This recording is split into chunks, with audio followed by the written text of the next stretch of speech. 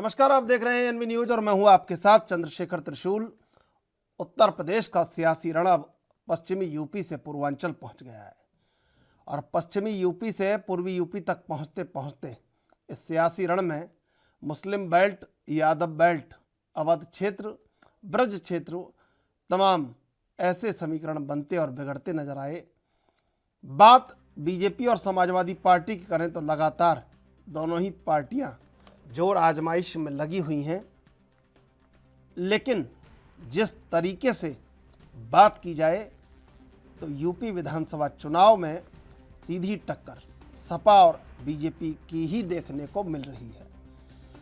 अब लखनऊ का रण जो है वो अंतिम पड़ाव पर पहुंच रहा है। छठवें चरण का मतदान लगातार जारी है।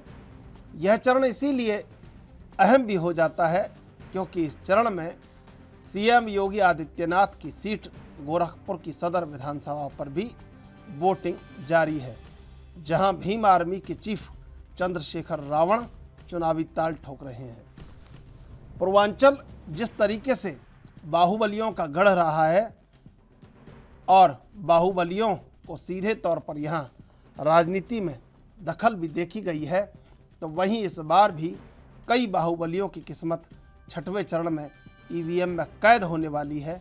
गोरखपुर, कुशीनगर, महाराजगंज, अयोध्या, प्रतापगढ़, मिर्जापुर, बलिया, गाजीपुर, मऊ, भदोही, जौनपुर, सोनभद्र, चंदौली, बनारस और प्रयागराज में बाहुबल का सत्ता पर प्रभाव रहा है। वहीं गोरखपुर की चिल्लूपार विधानसभा में बीजेपी का आज तक खाता नहीं खुला। चिल्लूपार से राजनीतिक दिग्गज और बाहुबली हरिशंकर तिवारी के पुत्र विधायक विनय शंकर तिवारी सपा से चुनावी मैदान में हैं।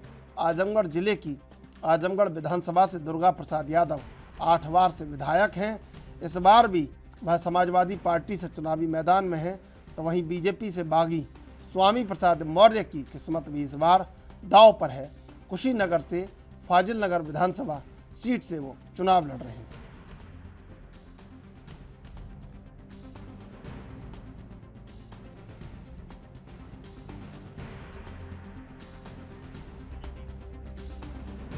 उत्तर प्रदेश में अब छठे चरण के बाद 7वें चरण में चुनाव का समापन हो जाएगा और इसके बाद 10 मार्च को जनादेश ये तय करेगा कि आखिर जिस विकास की बात बीजेपी कह रही है वो विकास कितने फिट का हुआ, कितना दूर तक गया और क्या उसके मायने जनता ने दिखाए हैं। समाजवादी पार्टी रोजगार की बात कर रही है। तमाम बसपा, कांग्रेस सब अपने अपने एजेंडे पर लोगों के बीच में हैं, लेकिन लोग किस ओर हैं ये 10 तारीख को तय हो जाएगा और उससे पहले सब अपने अपने क्षेत्रों में अपनी अपनी बढ़त के लिए खम ठोक रहे हैं। और छठे चरण की सबसे चर्चित सीट गोरखपुर सदर से योगी आदित्यनाथ की सीट, जो कि बीजेपी का फेस उत्तर प्रदेश में, और कहीं ना कहीं बीजेपी को बड़ा भरोसा कि जो योगी आदित्यनाथ ने पिछले सरकार में जिस एजेंडे से सरकार चलाई है, अब देखना होगा कि लोगों का कितना साथ उसे मिलता है।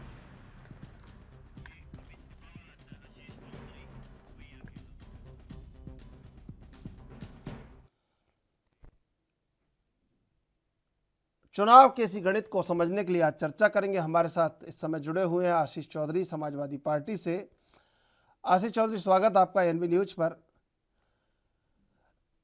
आशीष जी, ये जो लोगों को उत्साहित करना और लोगों को ये समझाना कि हम आपके साथ हैं, ये राजनीतिक दल आपके लिए ये कर रहा है, लेकिन फिर भी अगर हम मतदान के आंकड़े देख रहे हैं उत्तर प्रदेश में, तो वो उत्साह नज़र नहीं आ रहा है जो मतदाता में होना चाहिए राजनीतिक दलों के प्रति, लोकतंत्र को लेकर और उनकी भागीदारी को लेकर कि हाँ, ये भागीदारी 100% है, सुनिश्चित है और गैर जिम्मेदार नहीं है।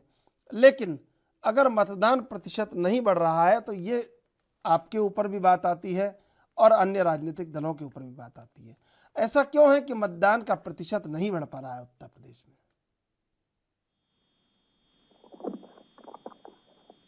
देखिए, सबसे पहले तो मैं बताना चाहूंगा, इस बार आपको पता की होगी तो सबसे ज्यादा वोटर में नाम कटे गए और आपने देखा कि और उस वोटर लिस्ट में बैकवर्ड और एसटी की सबसे ज्यादा वोट काटे और कहीं कंप्यूटर से उनके नाम में हेराफेरी हुई है।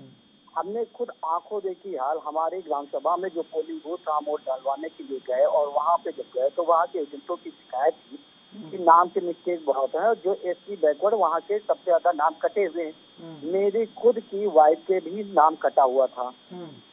और जब मैंने पीठासीन अधिकारी को बुला के पूछा, हमने कहा जब यहाँ सारे भाजपा और सपा कांग्रेस सारे प्रत्याशी कैंडिडेट बैठे, जब किसी का कोई प्रॉब्लम कोई दिक्कत नहीं, फिर भी आप अगर जरा सा मिस्टेक है आप ना वोट नहीं डालने दे रहे हैं, ये क्यों कर रहे हैं? मिस्टेक तो हम ही आप लोग करते हैं, ये जनता जो वोटर ये क्यों झेले? अगर कहीं किरण लिखा और कहीं लग गया उसमें की रानी, तो उसमें भी मिस्टेक किए दे रहे हैं कि आपके आधार कार्ड में ये है और वोटर लिस्ट में ये वापस किए दे रहे हैं। ये विधानसभा का चुनाव, ये महापर्व है, सही है, लेकिन जब गांव में एक बार वोटर को वापस कर दिया जाता है तो वो दोबारा वोट डालने नहीं आता है। ये सबसे बड़ी दिक्कत है। ये आप सर्वे कराना और देखना, इस बार पोलिंग बूथ से वोटर सबसे ज्यादा लौटा। तो कहीं न कहीं ये भाजपा की सरकार थी, तो भाजपा की चाहे वो कमियां रही हो और चाहे भाजपा के लोगों ने जानबूझकर एससी और बैकवर्ड को वोट कटवाने का काम किया या कंप्यूटर में नाम चेंजिंग और आधार कार्ड में नाम चेंज होने का काम किया, तो भाजपा के कहीं न कहीं राजनीति इसकी वजह से वोट का परसेंटेज घट रहा।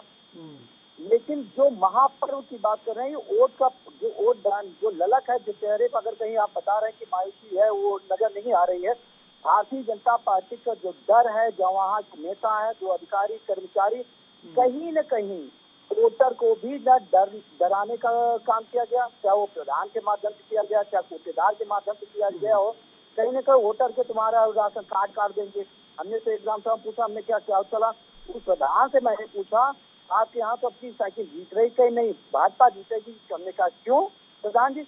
मैंने अपने गांव के लोगों से बोल दिया कि अगर आप लोग अगर यहाँ को साइकिल अगर जीती और कमल हारी, तो आप लोगों के यहाँ जो लाइट लगी है, अगर कहीं लगी वो लाइट भी खुलवा के रखा लेंगे और जिन लोगों को राशन मिल रहा था उन लोगों को राशन कार्ड भी काट देंगे। ये तो सामान्य वर्ग के लोगों ने, प्रधान ने बोले, मैं अपनी ये खुद से बता रहा हूँ। ये आशीष जी, जब इस तरीके से भारतीय जनता पार्टी गिर कर वोट अगर कर रही तो वोट का परसेंटेज कैसे बढ़ेगा?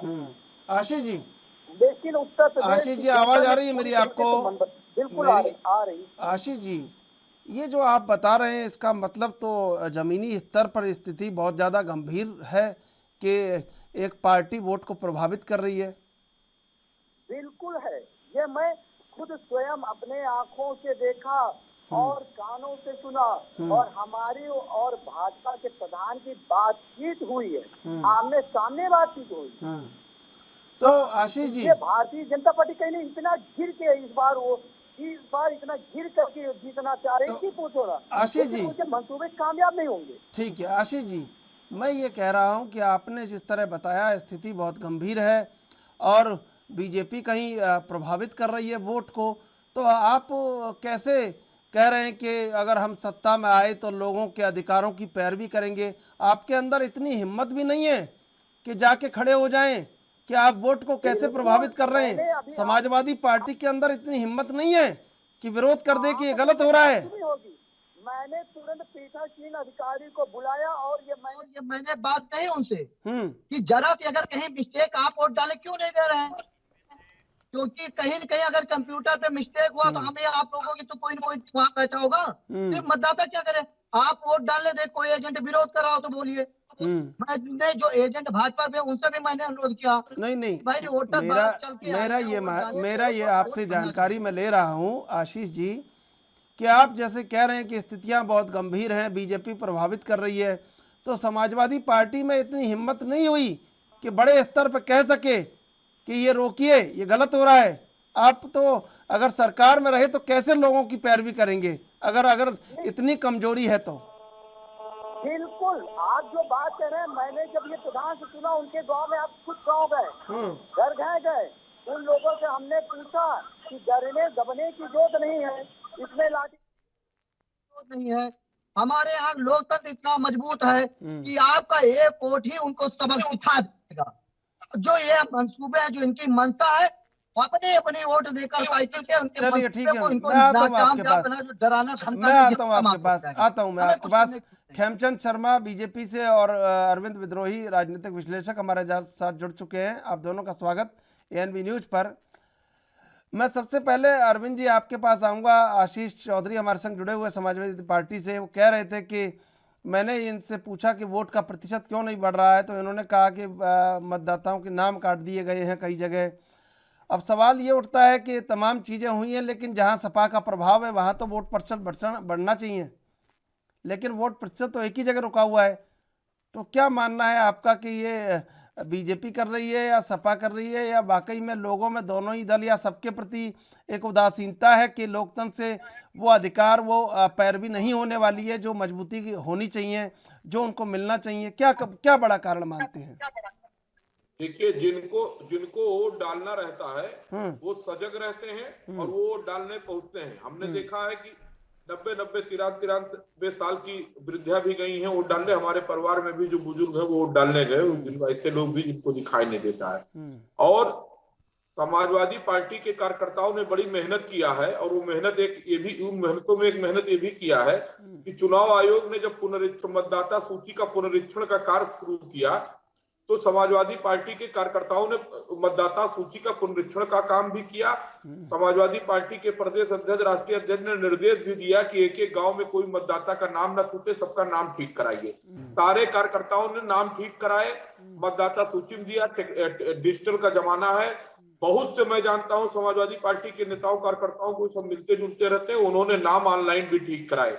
अब आज की तारीख में जहां से भी ये बात आ रही है किसी का नाम छूटा है, नाम गलत है, इसका मतलब वहां के बूथ के कार्यकर्ताओं ने, चाहे वो समाजवादी पार्टी के रहे हो चाहे भाजपा कर रहे हो, वो गैर जिम्मेदार हैं। वो अपने पार्टी के निर्देशों का पालन भी नहीं करते हैं। और एक जिम्मेदार लोकतंत्र के जो प्रहरी के नाते राजनीतिक कार्यकर्ताओं की जिम्मेदारी बनती है, वो कार्यकर्ताओं ने जमीन पर काम नहीं किया। उन्होंने सारा ठीकरा अब चुनाव आयोग और भाजपा पर छोड़ना शुरू किया। राजनीति में हार जीत लगी रहती है, लेकिन जिस तरह से वो पत्र मौजूद है, नरेश उत्तम पटेल जी ने दिया कि पुनरीक्षण करिए, लोहिया वाहिनी, छात्र वाहिनी, युवजन सभा में महिला, सभी लोगों ने पुनरीक्षण काम में फार्म भरे और मतदाता ठीक कराए। मेरा जहां पर वोट पड़ता है, जहां पर मैं हूं, बाराबंकी जनपद में मेरी सीट पर, वहां पर खूब जम करके लोगों ने वोट दिया, समाजवादी ने भी दिया। और पिछला जब प्रचंड बहुमत था तब भी वहां पर जो है सपा का आदमी जीत के आया। और जब ईवीएम का आरोप लगता था तो हम लोग कहते भाई कैसे जीत गया। तो ये बहानेबाजी का दौर खत्म होना चाहिए। समाजवादी पार्टी के लोगों को ये समझना चाहिए कि वो लोग मुलायम सिंह की बनाई हुई पार्टी के हैं, संघर्षों की लोहिया की पार्टी के हैं। ये बहानेबाजी का दौर खत्म होना चाहिए। आत्मावलोकन करिए कि जिन गांवों में नाम छूटा हुआ है, क्या आप उन गांवों में जाके मतदाता सूची का आपने पुनरीक्षण किया था? नाम ठीक कराने का फॉर्म भरा था? ऑनलाइन आपने भरा था? जहां पर नहीं भरा गया वहां त्रुटियां हुई, क्लिनिकल मिस्टेक हुई। क्लिनिकल मिस्टेक के कारण किसी का नाम अगर थोड़ा सा गलत है, बाकी सब ठीक है, कोई भी मतदान करने से नहीं रोक सकता है। इसकी भी सूचना समाजवादी पार्टी ने सारे प्रत्याशियों को, अपने सभी कार्यकर्ताओं को दिया था। तो अगर कोई कार्यकर्ता कहता है जो बूथ प्रेसिडेंट बना है कि पीठासीन नहीं देना था, तो उसको उन नियमों का हवाला देते हुए तुरंत जो है आपत्ति दाखिल करना चाहिए। लोकतंत्र हमारा बहुत स्वस्थ और समृद्ध है। अपनी कमियों पर राजनीतिक कार्यकर्ता अपनी कमियां जो उन्होंने काम नहीं किया, अपने राजनीतिक दल के निर्देश पर भी पुनरीक्षण का काम नहीं किया, और उस सुविधा का कि अगर आपका नाम गलत है या आप गए, उसका भी आप उठा सकते हैं। क्या कर रहे हैं पोलिंग एजेंट, क्या कर रहे हैं समाजवादी पार्टी के वो बूथ कार्यकर्ता जो कह रहे हैं नाम नहीं है। हमारे जनपद में तो जम के वोट हुआ, समाजवादी पार्टी के कार्यकर्ताओं ने कहीं शिकायत नहीं की कि बूथ में नाम कटा है या कमा है। ये जहां पर शिकायत आ रही है, इसका स्पष्ट संदेश है कि उस बूथ पर, उस गांव में समाजवादी पार्टी के कार्यकर्ता जनता के बीच नहीं रहे, वो अखिलेश यादव के चेहरे, मेहनत, गठबंधन, इस पर टिके हुए हैं। यही नुकसानदायक हो रहा है बार बार समाजवादी पार्टी के नेतृत्व पर कि उसके कार्यकर्ता, कुछ कार्यकर्ता केवल उनकी मेहनत पर आश्रित हो गए हैं, जबकि एक एक कार्यकर्ता, एक एक नेता को जुटना पड़ता। भाजपा को देखिए आप, पूरा सर्वस्व झोंक देती है चुनाव में, कोई बहानेबाजी नहीं, नो एक्सक्यूज, हारने के बाद भी नो एक्सक्यूज। और यहाँ तो अभी चुनाव चल रहा है, आप बहानेबाजी बताने लगे, ये सब बिल्कुल गलत बात है। अब जिन लोगों ने मतदाता पुनरीक्षण के काम में रुचि लिया, सपा के निर्देशों का पालन करते हुए अपने अपने गांव में मतदाता सूची को दुरुस्त कराए, वो शिकायत कहीं नहीं कर रहे हैं। जहां लोग अपने गांव पर या अपने जहां पर जिन्होंने ध्यान नहीं दिया, त्रुटियां रह गई, तो अब वो शिकायत करेंगे। जी त्रिशूल जी। देखिए आशीष जी, आपको भी ये समझना होगा कि अरविंद विद्रोही ने जो बिल्कुल सटीक विश्लेषण किया है, खेमचंद शर्मा भी इससे सहमत होंगे, शायद सुन रहे होंगे। अब आप कुछ कहना चाह रहे, कह दीजिए, फिर मैं खेमचंद जी के पास जाऊंगा। देखिए, हमारे भाई साहब ने बताया कि हमारे समाजवादी और विभिन्न बिंगों ने बहुत अच्छे से काम किया, ऐसा नहीं कि काम नहीं किया। मैं ऐसे लोगों के नाम बना दो, 14 ऐसे लोग थे जिन लोगों को मैंने जब ये देखा तो मैंने उनसे बीएलओ को बुला के शिकायत भी की कि ये जो 14 नाम कटे हैं, इनको तो नाम दिया गया था, फाइनल लिस्ट में नाम भेजा गया, क्यों कटे? बीएलओ ने कहा कि तब मैंने भी भेजा, वहां क्यों कटा है? पहली लिस्ट में भी नाम था, ये लास्ट लिस्ट कैसे कटा? ये कहीं ना कहीं बाद में दिक्कतें आई हैं। उस पर आपने टेंडर वोट कराया? के कार्यकर्ताओं ने जितना वोट बढ़वाने का काम किया, उतना किसी लोगों ने, कोई नहीं, किसी दल ने किया। सबसे ज्यादा समाजवादी पार्टी कार्यकर्ताओं, राष्ट्रीय अध्यक्ष यादव जी के नेतृत्व, दिशा निर्देश और नरेश उत्तम पटेल जी के निर्देश पर ही वोट बढ़वाने का काम किया गया। आशीष जी, फिर क्या दिक्कत है? ऑनलाइन भी नाम बढ़े में ना, मैं तमाम जनपदों के नाम बता सकता हूं। मैंने भी इस पर लिखा था कि चुनाव आयोग की कमी पूरी की जाए, और चंद्रशेखर जी के साथ डिबेट में भी जिक्र किया था। उसके बाद लोगों ने नाम बढ़ाए। अरविंद विद्रोही जी, जबरदस्ती कटघरे में लाके बीजेपी को खड़ा कर दिया जाए हर बात के लिए, ये भी ना देखिए, बीजेपी से क्या लेना देना? बीजेपी के क्या लेना? ये तो आपकी अपनी जागरूकता है। संस्था है, नहीं, ये आपकी अपनी जागरूकता है कि आप वो वोट किसी का नाम कट रहा है तो उसको जाके सही करवाइए, पुनरीक्षण में आप बोलिए। इसीलिए आधार कार्ड से जोड़ देना चाहिए, इसीलिए मतदाता सूची को आधार कार्ड से जोड़ देना चाहिए। जिसका नाम आधार कार्ड में है उसका हो जाए। मैंने तो मांग किया था कि जितने लोगों को वैक्सीन लग गई है 18+ सबको आप मतदाता का नाम दीजिए। इस पर लोग चुप हो जाते हैं, राजनीतिक दल। देखिए, एक नागरिक का एक आधार कार्ड है और वही मतदाता सूची हो गई।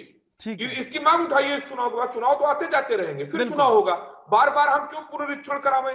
पुनरीक्षण की बातें बंद हो। हमारा आधार, हमारा मताधिकार, जब आधार कार्ड सबका बना है वही रहे, हर बार क्यों हम अपना नाम ठीक करावें, दुरुस्त करावें? बिल्कुल, मैं इस मांग को उठाना चाहिए समाजवादी पार्टी के लोगों को।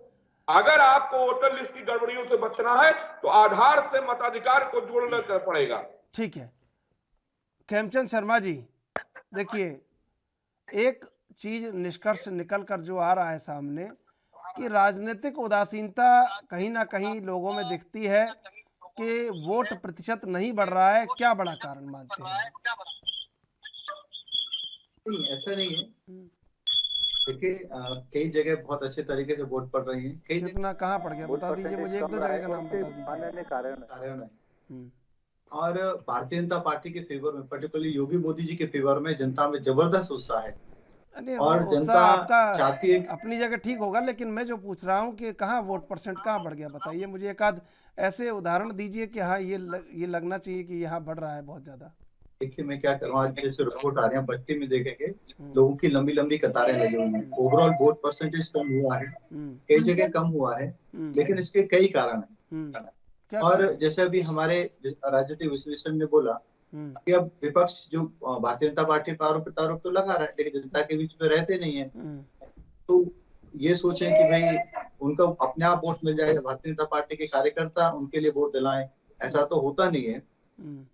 और कई जगह जब परिवर्तन की लहर नहीं होती तो लोगों में कहीं ना कहीं उसका एक एवरेज रहता है। लास्ट टाइम परिवर्तन की लहर थी, जनता ने ये ठान लिया था कि हमें समाजवादी पार्टी को हटाना है, भारतीय जनता पार्टी को लाना है। अभी लोगों को लगता है कि भारतीय जनता पार्टी की सरकार आ रही है, योगी मोदी जी की सरकार आ रही है, वो आनी भी चाहिए। तो बदलाव वाली जो लहर है वो नहीं है, तो उसकी वजह से जो कुछ परसेंटेज बढ़ता है, तो ज्यादा हो जाता है, वो कहीं ना कहीं वो नदारत है या नहीं दिखाई दे रहा है। और ये भी दिखाता है कि भारतीय जनता पार्टी की सरकार अच्छे से बन रही है और लोग आश्वस्त हैं, लोग कॉन्फिडेंट हैं, और वो सब दिखाई दे रहा है। अरविंद विद्रोही जी, ये जो कहा खेमचंद शर्मा ने कि वोट परसेंट नहीं बढ़ रहा है, इसका मतलब है कि बदलाव नहीं हो रहा है, मैं कैसे समझूं इस बात को? आप जरा नहीं, बताइए, नहीं, बड़ा ये आपका बड़ा पुराना अनुभव है और बड़ा ये- स्पष्ट बताइए, कैसे समझूं मैं इस बात को, या नहीं कैसे नहीं नहीं, इसके मायने क्या है? अगर अगर भाजपा के साथी ये समझ रहे हैं कि वोट परसेंटेज कम हुआ, हाँ। या सपा के लोग समझ जाएं कि वोट परसेंटेज बढ़ गया तो उनको फायदा होगा, तो ये गलतफहमी। जितने वोट पड़ते हैं, जितने वोट पड़ते हैं उसमें बहुमत का फैसला होता है। और कभी कभी होता क्या है कि जब वोट परसेंटेज कम होते हैं, जैसे भाजपा के साथी ने कहा कि हमसे लोग निश्चिंत हैं, तो अगर निश्चिंत होकर के आपके समर्थक घर बैठ जाएंगे, वोट नहीं डालेंगे, तो इसका मतलब कि आपको चाहने वाले लोगों ने वोट नहीं डाला। वहीं विपक्षी सपा के लोग अगर वोट डाल देंगे तो वोट परसेंटेज तो कम होगा, लेकिन भाजपा का प्रत्याशी हार जाएगा। तो अब ध्यान ये होना चाहिए कि ज्यादा से ज्यादा मतदान हो, सभी राजनीतिक दल अपने अपने मतदाताओं जो समर्थक वर्ग है उनका वोट डलवाएं, और पूरा चुनाव मुद्दों पर हो रहा है, जनजीवन से जुड़े मुद्दों पर हो रहा है, कानून व्यवस्था, विकास, बेरोजगारी, महंगाई, सुरक्षा, सम्मान, इसी पर हो रहा है। ये बहुत अच्छी बात है। हाँ, चौथे चरण के बाद जो है भगवा पर टिप्पणी का भी मुद्दा आ गया।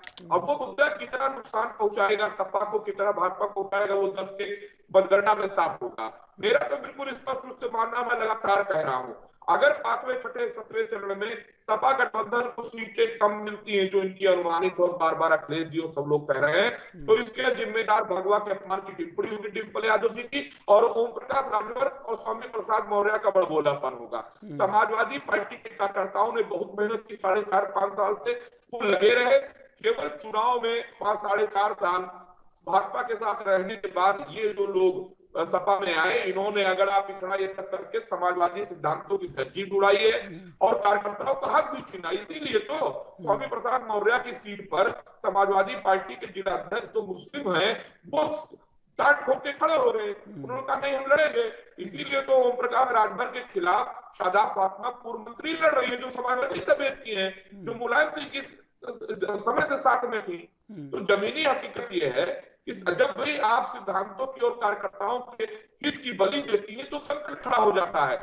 जनाक्रोश था, लोगों की नाराजगी थी, लेकिन उस नाराजगी को आपने बढ़ा दिया सपा के गठबंधन ने, और दूसरी तरफ भाजपा ने इसको भापते हुए अपनी पूरी ताकत लगा दी, पूरी ताकत लगा दी। प्रधानमंत्री कायम कर रहे हैं कि एक दिन में 20-20, 22-22 जनसभा हो रही है।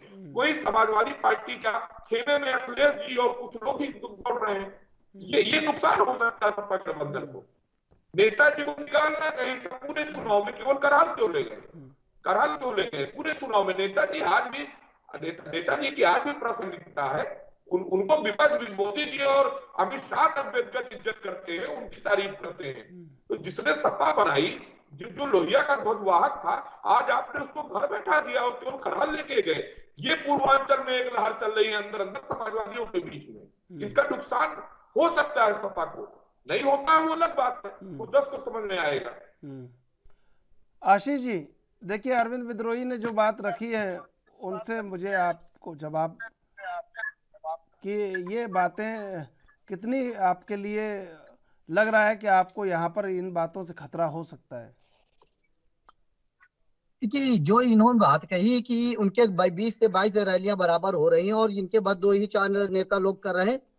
हम बंगाल का चुनाव उठाकर देखिए, वहां पूरी केंद्र की टीम माननीय मोदी जी के, हिंदुस्तान के जितने बड़े भाजपा के नेता थे बंगाल में सब, लेकिन जब जनता चुनाव लड़ती है ना, तो वहां कोई प्रधानमंत्री या राष्ट्रपति या कोई काम नहीं आने होता। जब जनता, इस बार उत्तर प्रदेश की जनता समाजवादी पार्टी का आंखों भरी निगाह से देख रही कैसी बात कि कर रहे हैं? भाजपा से क्योंकि राष्ट्रपति का नाम क्यों ले रहे हैं आशीष चौधरी जी? कैसी बात आप कर रहे हैं? आप जब उत्तर प्रदेश की जनता इस बार चुनाव लड़ी, बंगाल की जनता ने चुनाव लड़ा, माननीय ममता बनर्जी को फिर से बंगाल को चुनाव जिताया। यहाँ उत्तर प्रदेश की जनता इस बार चुनाव लड़ा रही। जो छुट्टा जानवरों से जिन किसानों के खेत चढ़ गए हैं, जो डीजल पेट्रोल के दाम बढ़े हैं, जो बिजली के दाम बढ़े हैं, गैस के दाम बढ़े हैं, इन कारण जनता से परेशान है, त्रस्त है।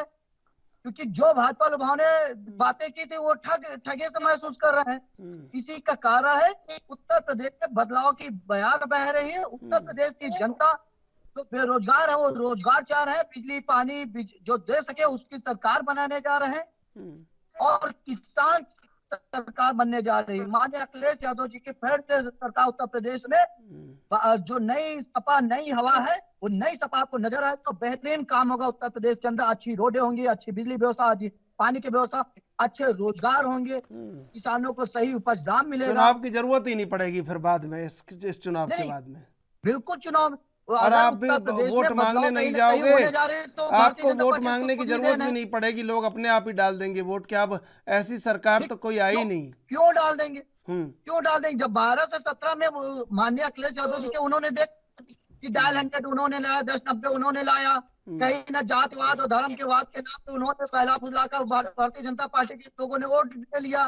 उसके बाद छलावे में वोट लेने का काम किया। बाद में जनता समझ चुकी कि वे भारतीय जनता पार्टी एक झूठी पार्टी है, झूठे पुलिंदों पे ये सरकार आती, धर्मवाद के नाम पे आती, मंदिर के नाम पे आती। अब उत्तर प्रदेश की सरकार, उत्तर प्रदेश की जनता विकास के नाम पे इस बार वोट कर रहे हैं। वो जान है कि माननीय अखिलेश यादव जी ही उत्तर प्रदेश का विकास कर सकते हैं, रोजगार दे सकते हैं। ठीक है अरविंद जी,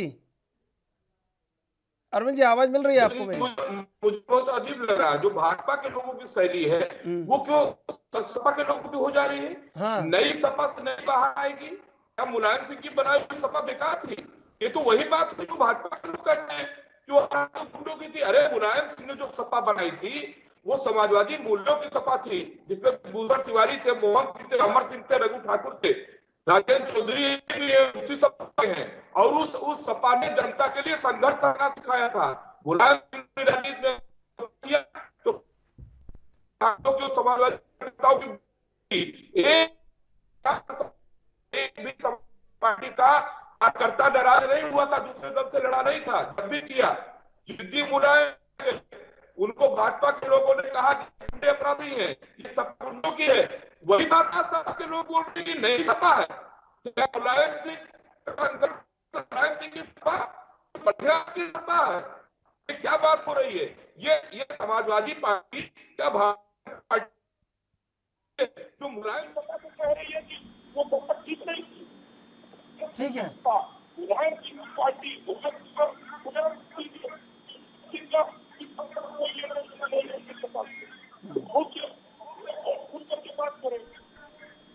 बंद होना चाहिए। दुनिया के विचारों के भगवान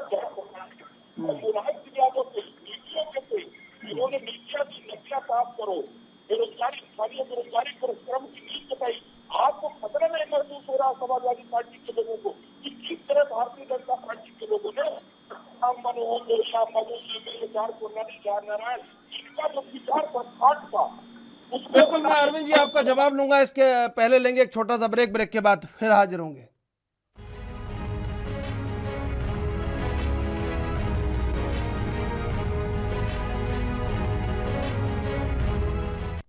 सीधे चलेंगे मेहमानों के पास। देखिए अरविंद विद्रोही जी जो कह रहे हैं उसको भी समझने का प्रयास आशीष जी आप कीजिए। खेमचंद शर्मा जी मैं आपके पास आऊँगा कि वोट प्रतिशत नहीं बढ़ रहा है, बड़े बड़े दावे हो रहे हैं और जनता इस उम्मीद में है कि एक ऐसा दौर आएगा जहां पर उसकी जो मुसीबतें हैं वो बहुत आसान हो जाएंगी और उसके लिए बहुत जो उम्मीदें राजनीतिक दलों से हैं, सरकारों से हैं, वो पूरी हो जाएंगी। लेकिन कमोवेश हो रहा है, बड़ा प्रतिशत नहीं है इसका।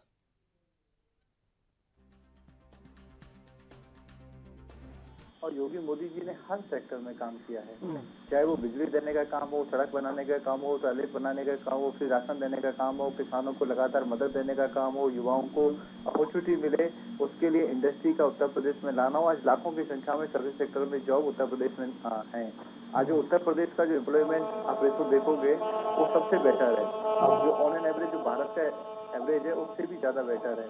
और आज उत्तर प्रदेश के गाँव हर तरीके की सुविधा हो, डिजिटलाइजेशन हो, वहाँ पे भी फाइबर ऑप्टिक केबल हो, ताकि जो लोग उत्तर प्रदेश से बाहर निकल के बड़े बड़े शहरों में जाकर जॉब करते हैं, जैसे हम लोग हैं, अब आज हम अपने गांव में जाके भी अपना काम कर सकते हैं। जो एमएनसीज में हम लोग नोएडा, गुड़गांव, पुणे या बेंगलोर हमें जाना पड़ता था, वो अपने गांव से भी कर सकते हैं, क्योंकि हाई स्पीड इंटरनेट अवेलेबल है। तो इस तरीके से उत्तर प्रदेश का चहुमुखी विकास हुआ है और उसी से जनता भारतीय जनता पार्टी के साथ खड़ी नजर आ रही है। मैं बिल्कुल मानता हूं कि जो वोट परसेंटेज गिरा है वो एक कंसर्न है, और सभी के लिए कंसर्न है, हमारे लिए भी है, दूसरों के लिए भी है। लोकतंत्र में ज्यादा से ज्यादा वोट हो वो जरूरी है, सबका मतदान हो वो जरूरी है। सबका मतदान होता है तो उससे एक अच्छी सरकार निकल के आती है, अच्छे लोग चुन के आते हैं। और इसके बहुत सारे कारण हो सकते हैं, हम भी एनालाइज कर रहे हैं। हमारे जो कार्यकर्ता हैं वो लगातार मेहनत कर रहे हैं कि ज्यादा से ज्यादा वोट परसेंटेज हो, ज्यादा से ज्यादा वोटिंग हो।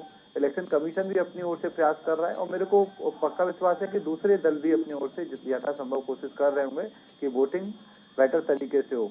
ये कहीं ना कहीं कंसर्न है, सबके लिए कंसर्न है, लेकिन जो वोट परसेंटेज इतना ज्यादा नहीं गिरा है कि भाई हम ये सोचें कि भाई कुछ ड्रास्टिकल परिवर्तन है। गिरा जरूर है, जो सबके लिए एक कंसर्न का विषय है, लेकिन वोट बहुत जगह अच्छी हो रही है, कई जगह कम हुई है, उस पर एनालाइजिंग होगी।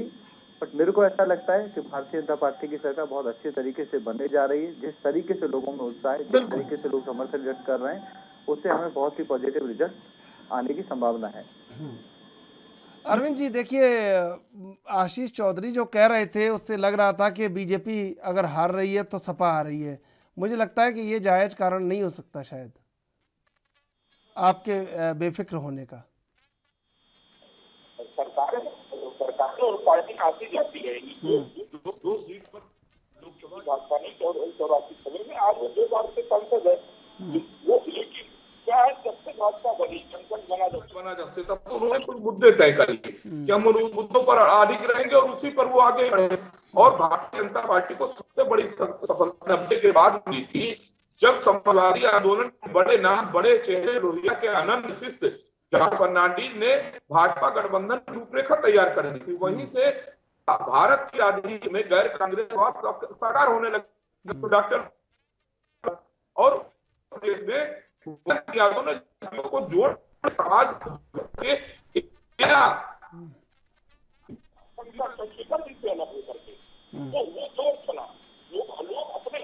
जाति तोड़ के समाज जोड़ने के मुद्दे पर हमेशा अडिग रहे, कानून व्यवस्था पर अडिग रहे, उस कानून व्यवस्था का पालन करने के लिए मुलायम सिंह को पड़ा। लेकिन हम लोग भी उनकी शिक्षक आपको प्राप्त बोली रहे, लेकिन अगर कानून व्यवस्था के देखेंगे तो मुलायम सिंह ने क्या दूसरा दायित्व था, जो स्वर्गीय कल्याण सिंह ने कहा कि नहीं, मैं राज्य के नागरिकों को, राम भक्तों पर गोली नहीं चलाऊंगा, भले मेरे मुख्यमंत्री चली जाए।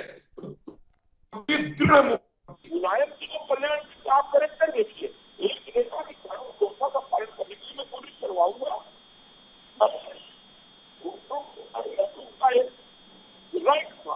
लेकिन कल्याण सिंह भी मुख्यमंत्री, उन्होंने कहा कि मेरी कुर्सी चली जाए, मुख्यमंत्री पद चला जाए, लेकिन मैं राम भक्त नहीं चलाऊंगा। तो दोनों एक आर्थिक रूप से और दृढ़ सिद्धांत से विचारों में दृढ़ता होनी चाहिए, दृढ़ता होनी चाहिए, हाथ पाक नहीं होना चाहिए।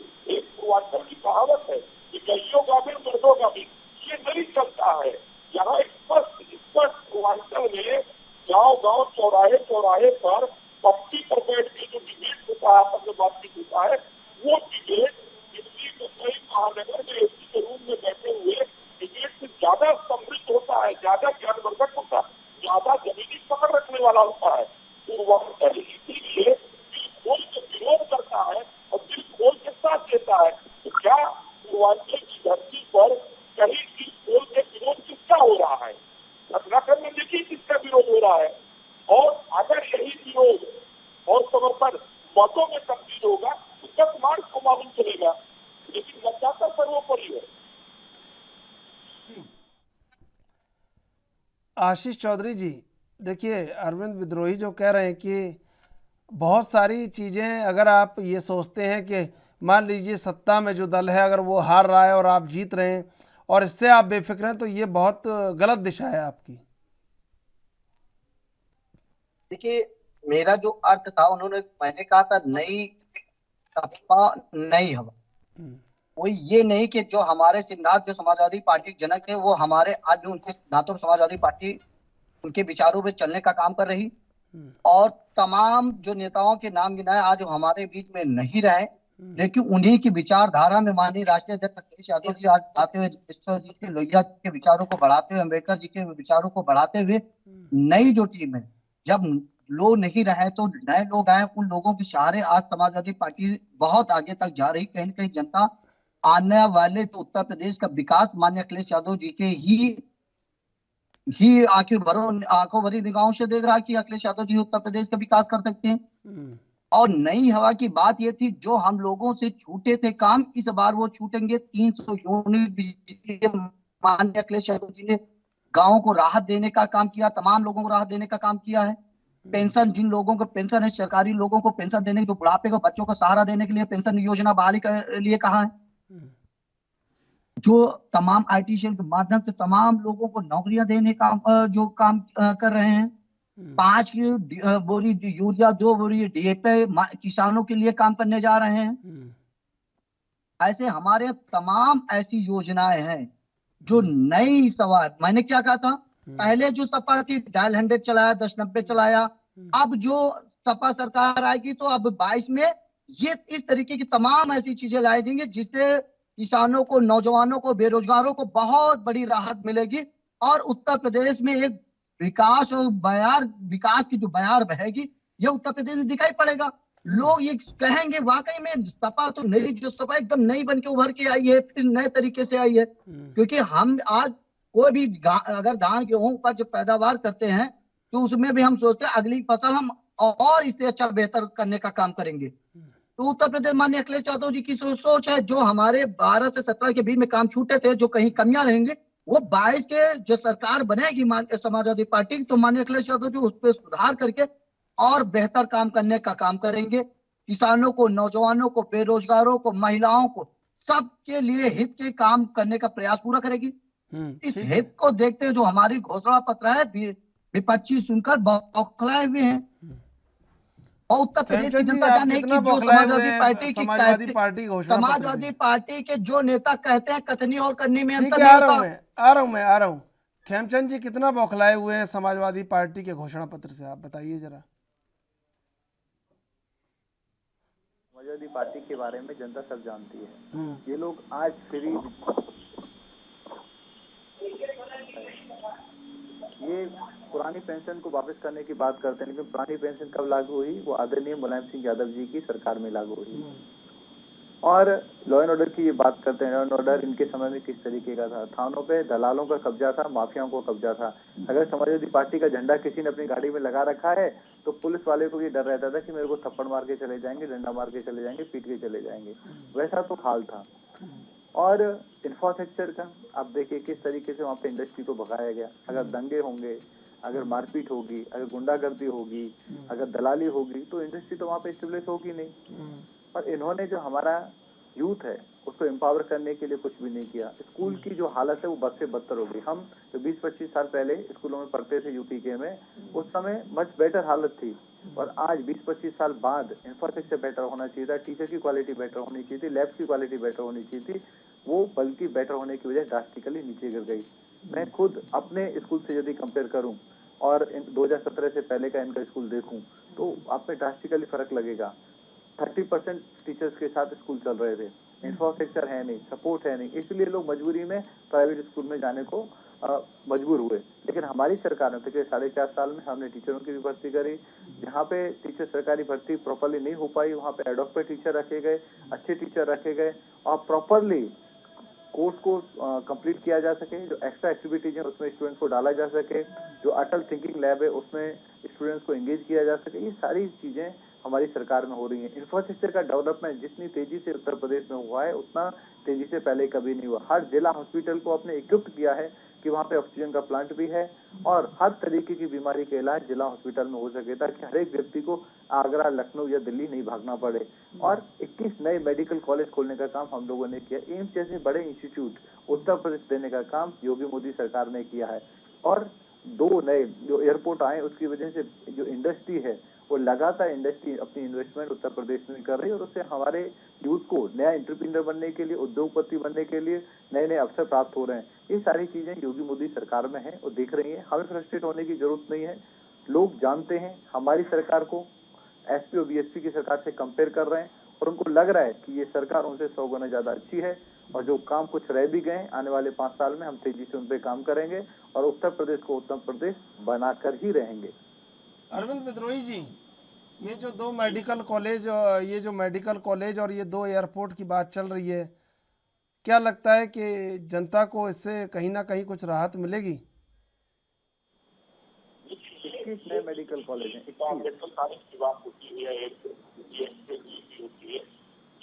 आप सोचिए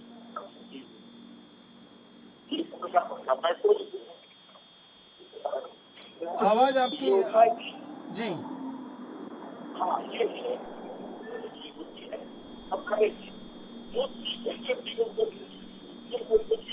ठीक है, ठीक है, आपसे मैं जवाब लूंगा। आशीष चौधरी जी, कुछ कहना चाह रहे हैं आप?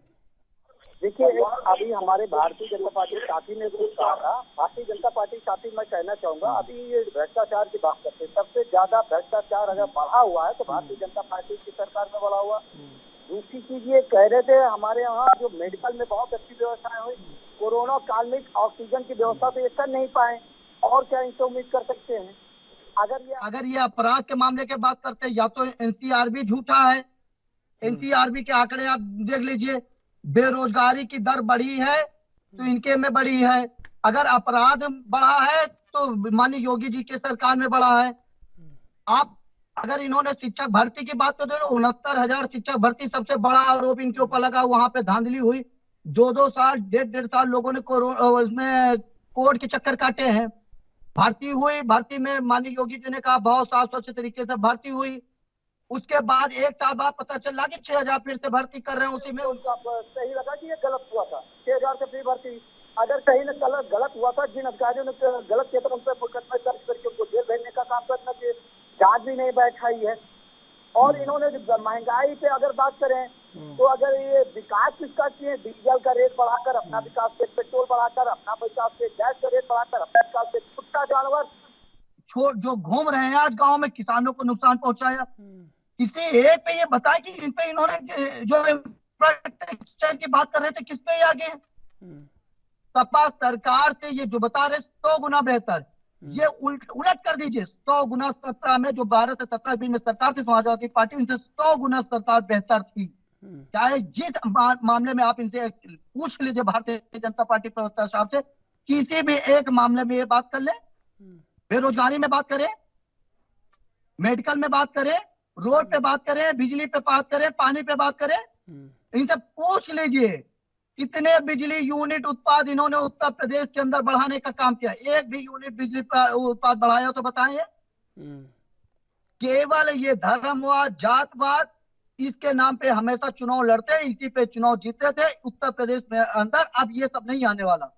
उत्तर प्रदेश में जो विकास कराएगा, जो रोजगार देगा, जो किसानों को सही उपज दाम देगा, जो पानी की व्यवस्था अच्छी करे, मेडिकल की व्यवस्था जो अच्छी करेगा, सड़कों की व्यवस्था जो करेगा, जो इंडस्ट्री के बढ़ावा देगा, उसकी सरकार बनेगी। और वो विश्वास केवल माननीय अखिलेश यादव पे उत्तर प्रदेश की जनता कर रही। और माननीय अखिलेश यादव जी को उत्तर प्रदेश में पुनः प्रचंड बहुमत के साथ सरकार बनाने जा रही, उस जनता को मैं बहुत बहुत धन्यवाद देता हूं, जो माननीय अखिलेश यादव जी को नेतृत्व में आप लोग विश्वास करके समाजवादी पार्टी को सरकार फिर से 1217 वाली सरकार जो थी उससे बेहतर सरकार बनाने जा रहे हैं। इसलिए बहुत बड़ा आभार आपके इस चैनल के माध्यम से, जनता का बहुत बहुत आभार। ठीक है अरविंद विद्रोही जी, देखिए जो ये जो फेज है, आज जो वोटिंग हो रही, क्या लग रहा है आपको कि क्या बड़ी समस्याएं जो यहाँ पर सुलझनी चाहिए थी, और जिस तरह समाजवादी पार्टी को अपने ही घर से जो कहीं ना कहीं बागियों से जो टक्कर मिल रही है, उससे कैसे सुलझ पाएगी समाजवादी पार्टी, और बीजेपी के सामने क्या बड़ी चुनौतियां हैं?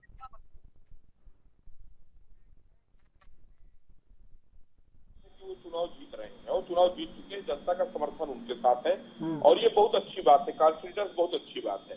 लेकिन इसी में मैं हर डिबेट में कहता हूं कि चुनाव परिणामों को सहर्ष स्वीकारना चाहिए, राजनीतिक दलों को भी, सपा को भी, भाजपा को भी।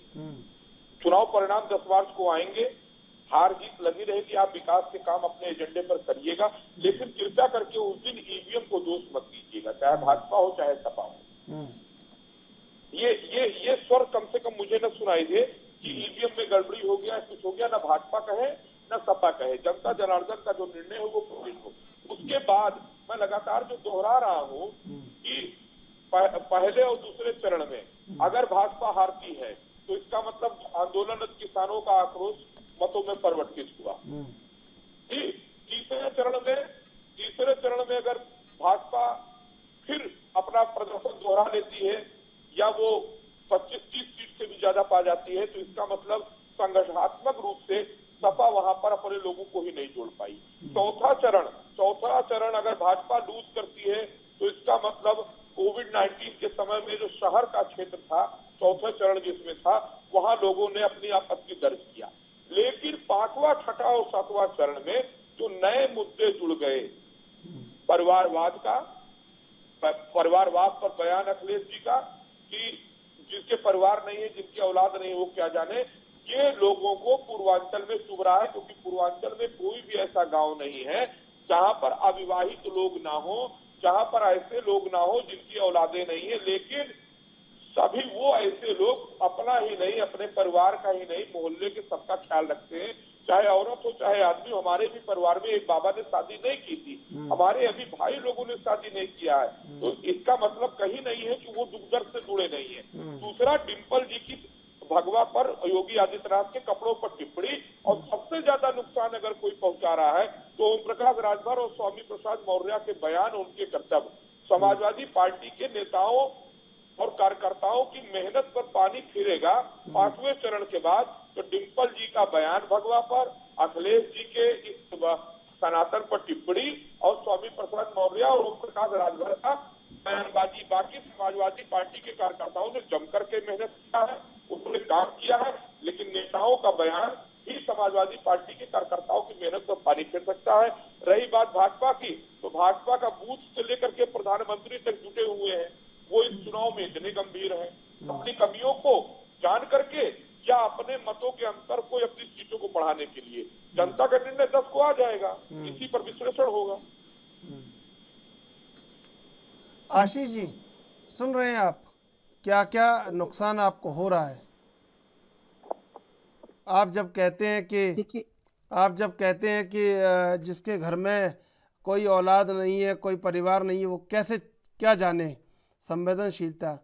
तो जो अरविंद विद्रोही बड़ी खांटी बात कह रहे हैं कि हर घर में, हर परिवार में, खेती बाड़ी वाले हर परिवार में कहीं ना कहीं कोई अविवाहित है, तो क्या ये मान लिया जाए कि वो गैर जिम्मेदार है?